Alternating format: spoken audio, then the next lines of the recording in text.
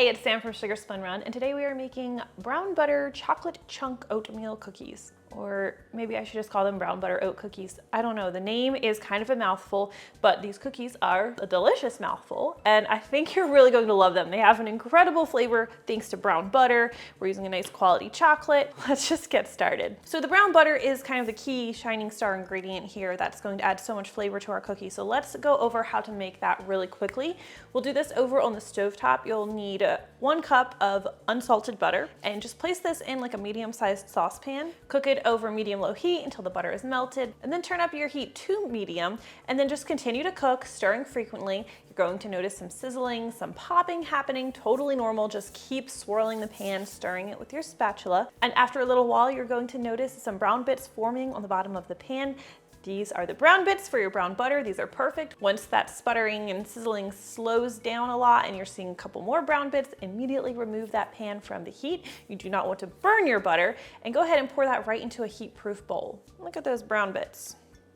Beautiful. Oh, your house will smell amazing after you brown that butter too. Now the brown butter is going to need to cool before you can use it. If it's too hot, it's gonna melt your sugar, your cookie dough will spread all over the place. So just touch the bottom of your bowl, and if it does not feel warm to the touch, it's ready to use. It does take some time for the brown butter to cool, but to make up for that, this recipe does not require any chilling. So we can go ahead now and preheat our oven to 350 degrees Fahrenheit. So to help make these cookies nice and chewy and moist, we are going to be using more brown sugar than we are granulated sugar. We still use a blend of both. For the brown sugar, you'll need 1 cup. You can use all light brown sugar if that's all you have. Personally, I like to do a blend of light and dark brown sugar. I don't like to use all dark brown sugar. It makes it a little bit too, I guess, rich or sweet for me. Believe it or not, this is actually a blend, but somehow they look exactly the same color. This is 1 cup or 200 grams. I do list all of the metric weight measurements in the printable recipe. There should be I think it's like a more button below. If you click that, it'll expand,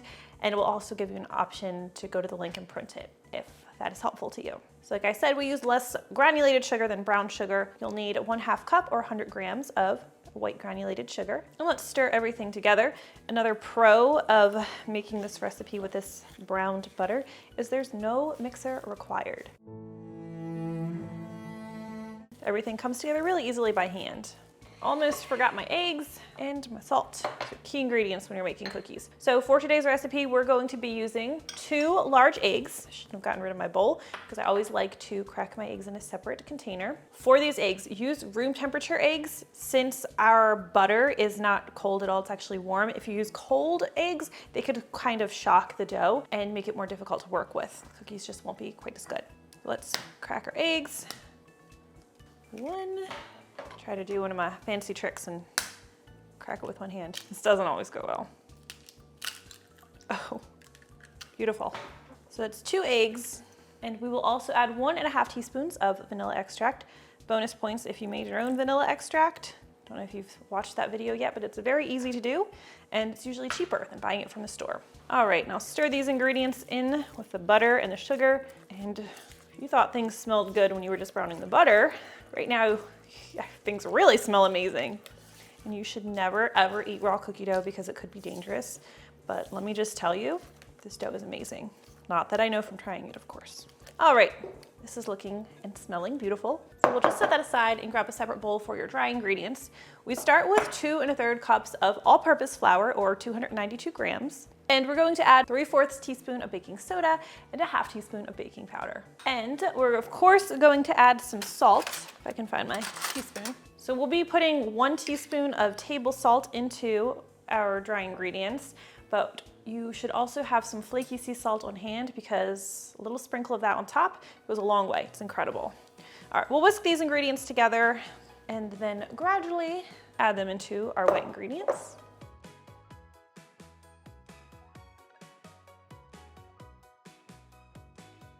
Brown sugar lump in there. Break that baby up. It smells so good. And next up are our oats. You will need 2 cups or 160 grams of old-fashioned rolled oats. And I'm going to go ahead and fold these in before we add the chocolate. Just kind of fold them with my spatula. Get everything nicely incorporated.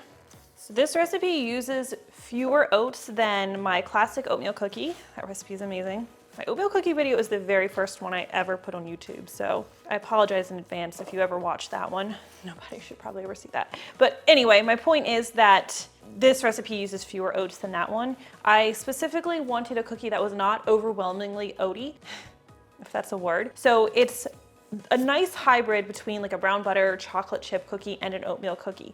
It's not overwhelming. It's just, I don't know how to describe it without you tasting it, but it's a really nice balance, great flavor, great chew. It's like the perfect cookie. Okay, now for the chocolate, grab my cutting board. So for the chocolate, you could use chocolate chips if you want, they will be fine. But what I like to do is use a nice semi-sweet chocolate bar. You could use a 60% chocolate bar for a darker chocolate flavor if you prefer. And I just go ahead and chop this up. And I really do prefer to use a chopped chocolate bar to using chocolate chips. It's just, I don't know how to describe it, but the chocolate flakes like melt through the dough. It has just a nicer texture. Chocolate chips are made to hold their shape, so they have some ingredients in them that keep them from like melting all the way like a chocolate bar would. And that's great in a lot of situations, like in classic chocolate chip cookies. But try this recipe at least once with a bar of chocolate, or a bar and a half, because this is 6 ounces, and you won't ever want to go back. So you have all these like teeny tiny chocolate shards. It's just a more gourmet experience. I mean, the main point is you have some nice solid chunks of chocolate throughout as well, but those shards of chocolate dust add to it. You've got the best of both worlds. Texture is wonderful. Let's go ahead and add this right in there. Try not to lose any.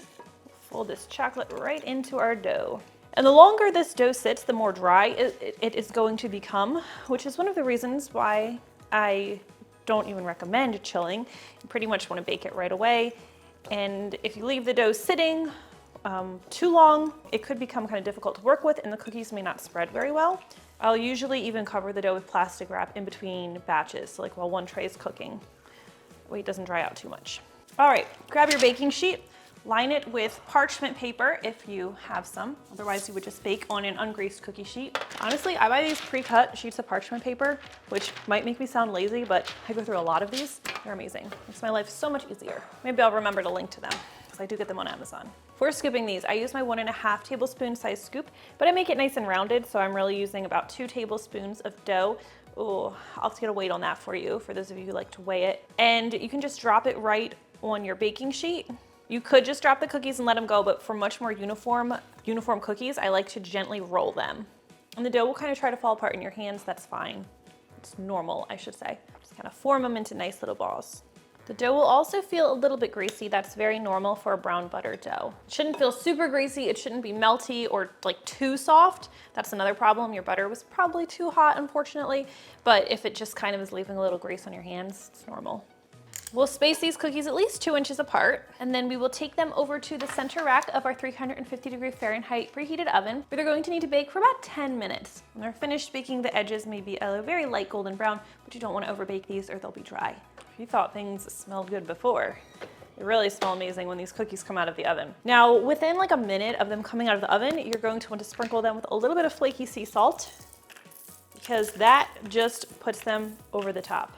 You're gonna love these. So as I mentioned, light golden browning around the edges is a good indicator that they're done, but if they look a little bit underdone in the very centers, that's actually perfect, because what we do is we let the cookies cool completely on the baking sheet, or at least let them cool for 5 to 10 minutes on the baking sheet. They'll finish cooking there, and then even after they've cooled, they're going to stay nice and chewy. If they're cooked all the way through in the oven, like right when you pull them out of the oven, they're gonna end up a little overdone and they'll be a little bit more dry and crumbly. These are truly an incredible cookie, if I do say so myself. Probably my second favorite cookie. If you want to try my favorite cookie, you better try my worst chocolate chip cookies, which are like award-winning, but these are pretty amazing. Make sure you leave me a comment. Let me know what you think when you try them. I really do always love hearing from you. Thank you for watching, and I will see you next time.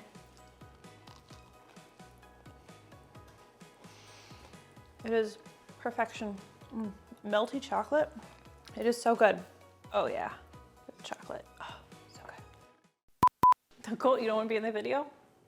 No, you can't have anything to eat, I'm sorry. He's like that, no, there's no point. Wash my hands. Oops, keep it on the bowl.